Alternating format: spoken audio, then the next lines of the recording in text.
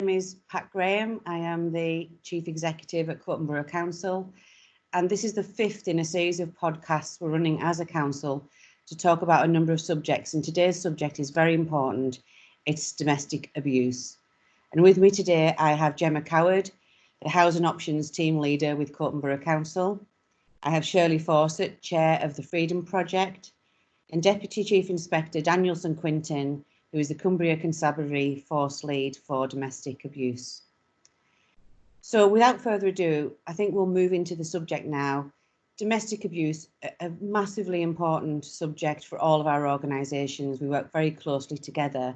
Can I come to you first, Gemma, and talk to us about what domestic abuse really is in terms of the breadth of issues that you have to deal with as a council, and then what support we can offer? Yeah, of course. I want to start with defining what domestic abuse actually is. It doesn't actually just involve physical violence. It also doesn't discriminate. It can be between current partners, ex-partners, parents and child. I want to also emphasise that it obviously includes controlling coercive behaviour, which is a pattern of behaviours which includes humiliation, intimidation, punishment. There's a wide spectrum of what domestic abuse actually is, and that has been one of the main things that's been searched on Google recently is what is domestic abuse. So you can find what the definitions are and what the other forms of domestic abuse actually is on the national DA helpline.org.uk. Really good website, really informative, and it's got a quick exit button. So it's a little button at the bottom. So if you're in that danger, you can press it, get out, and it'll just exit your history, and it'll just take you to Google search engine. So if you do have any sort of, I think this is happening, or is this domestic abuse, does this form part of this, then that's where you can get your information from. The council have a statutory duty for homelessness, and 2 years ago we applied for funding to add on the domestic abuse, because we do see a lot of domestic abuse victims that come forward with nowhere to go, and obviously our statutory duty is to provide that home.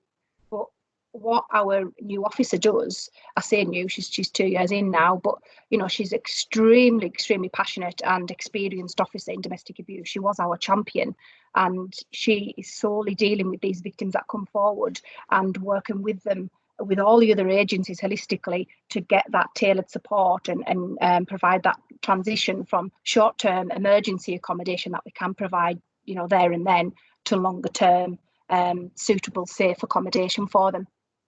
Okay, thanks, Gemma. So there's help at the council, but there's also help at the Freedom Project. Shirley, can you tell us a bit about what you do with your team? Yeah, we set up 23 years ago because there was at the time very little provision for victims of domestic abuse in the area. Since then, there's been much more support across the board. But what we do is we provide counselling services that help victims and perpetrators and families to move from the difficult situation they're in to a better life.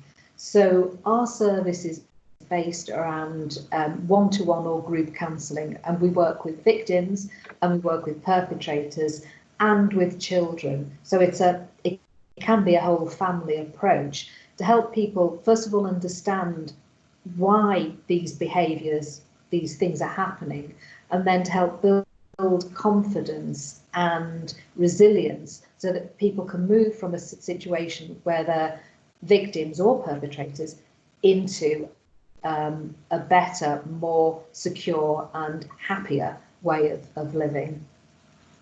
Thanks, Shirley. And Dan, the police have got quite a challenging role around domestic abuse, and often can find themselves caught up in that fear of being in the home, and the victims, reporting the perpetrator, and then fear of consequences. Very delicate role for the police. Do you want to just tell us a little bit more about how the police handle those situations and what we can offer?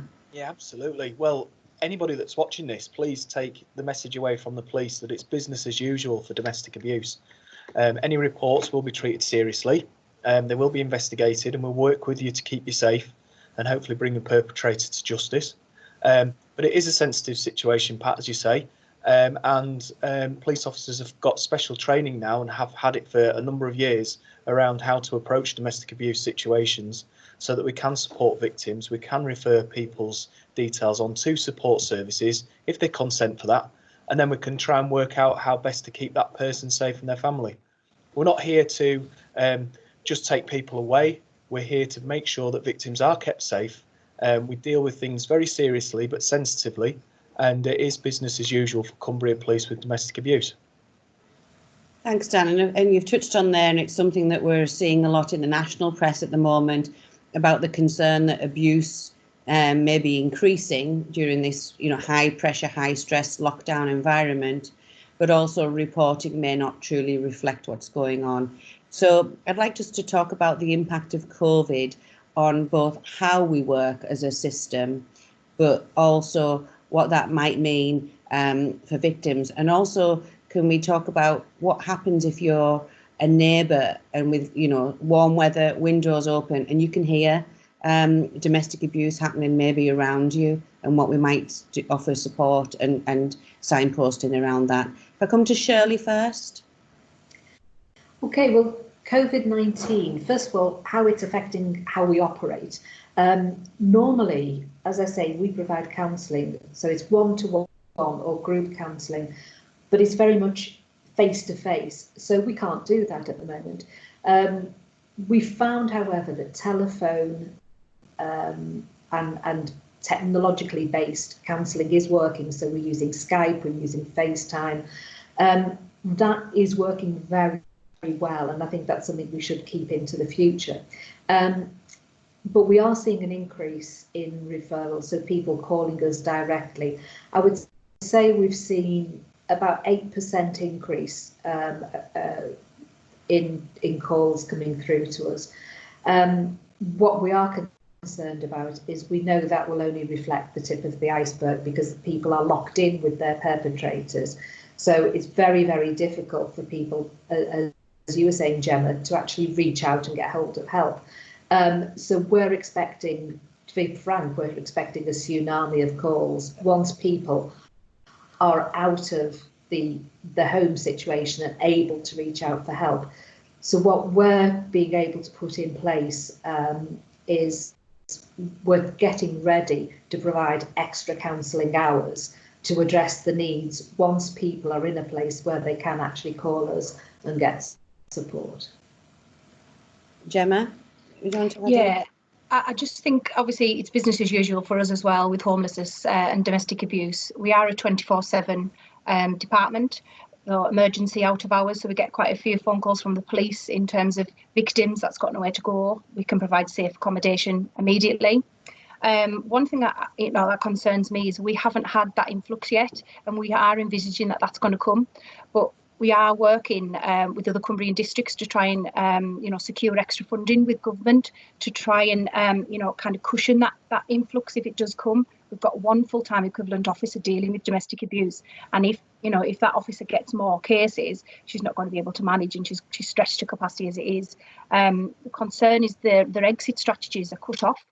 Family and friends, or hairdressers, somebody who they could confide in, they're all cut off at the moment. So when the lockdown restrictions are relaxed, then that's when we're going to see that influx, and that's where we need to plan for.